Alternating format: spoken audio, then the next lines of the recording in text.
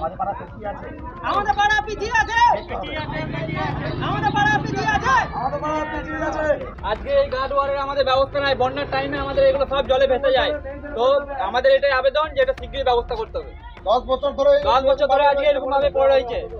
কাউন্সিলরের বিরুদ্ধে অভিযোগ বোলপুর পৌরসভার 16 নম্বর ওয়ার্ডের অভিযোগ করছে ওয়ার্ডের বাসিন্দারা কাজ না করার জন্য। দীর্ঘদিন ধরে ভেঙে পড়ে আছে কালভার্ট। স্থানীয় সূত্রে জানা যাচ্ছে ওই কালভার্ট তৈরি হয়েছিল সিপিআইএম এর আমলে। তারপর থেকে একইভাবে পড়ে রয়েছে এই কালভার্ট। দিনের পর দিন, মাস, বছর ঘুরছে, কিন্তু দীর্ঘদিন ধরে ভেঙে পড়ে রয়েছে কালভার্টটি। পাশাপাশি ড্রেনের অবস্থা বেহাল, কিন্তু হেলদোল নেই কাউন্সিলরের। কাউন্সিলরকে বলতে গেলে কাউন্সিলর বলছে আমার কাছে কোনো কাজ নেই, তাই আমি ওয়ার্ডে কাজ করাতে পারছি না। অপরদিকে পৌরসভার চেয়ারপারসন পর্ণা ঘোষ জানান কাউন্সিলরের পরে সুপারভাইজার রাখা হয়েছে, তারপরেও এরা যদি কাজ না করে এই বিষয়টা আমি পুরোটা খতিয়ে দেখব, এমনটাই আশ্বাস দিলেন বোলপুর পৌরসভার চেয়ারপারসন পর্ণা ঘোষ। কাজী আমিরুল ইসলামের রিপোর্ট, এস নিউজ বাংলা। পাড়া ঢুকতে একটা কালভার্ট ভেঙে পড়ে আছে দিন থেকে, ওটা মেরামত করছে না। সবাই কমপ্লেন দিয়েছে কিন্তু কোনো কাজই হচ্ছে না। মানে বিপদ হতে পারে, বাচ্চা হয়তো কান্দে পড়ে মরে যেতে পারে। আবার আমাদের এই পাড়াতে ড্রেন ছাপিয়ে রাস্তা থেকে জল চলে আসছে। রমজান মাস কিন্তু পরিষ্কার করতে আসছে না। আগে সপ্তাহে আসতো, এখন মাসে আসছে, 2 মাস বাদে আসছে। তোমরা কি চাইছো? আমরা চাইছি রোজা মাস যেন ড্রেন রাস্তাঘাট যেন পরিষ্কার থাকে। এটা রোজা মাস তো সব নামাজ পড়তে দিচ্ছে মসজিদে। কালভার্টের একটা কথা বলে, কালভার্টটা কি কতদিন ধরে জানিয়েছো?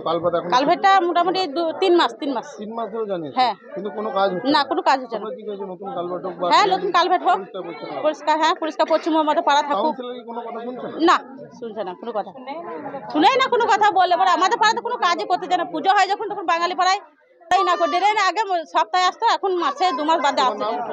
আমার নাম সালেহা বিবি।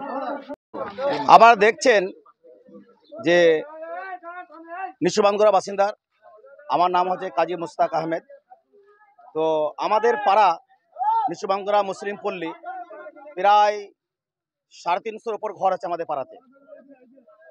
দীর্ঘদিন আমাদের এই কালভেট দেখতে পাচ্ছেন, দেখার আপনার ক্যামেরাম্যানকে বলবো যে দীর্ঘদিন 3-4 মাস থেকে এই কালভেটের গার্ডওয়ালটা আপনার ভেঙে পড়ে আছে। এই পাড়া দিয়ে অনেক ছেলে মেয়ে স্কুল যায়, অনেক মানুষ যায়, টোটো পেরিয়ে যায় দিকে, কিন্তু এখানে কোনো গার্ডওয়াল নাই। আমাদের পাড়ার কাউন্সিলর স্বামী, যিনি কাউন্সিলর আবা লোহার, তার স্বামী আছে দুর্যোধন লোহার। তো দুর্যোধন লোহার এই পাড়া দিয়ে আসে, তো এই যে পাড়া অবস্থা দুরবস্থা হয়েছে, উনি আমাদের কোনোদিন দেখেন না।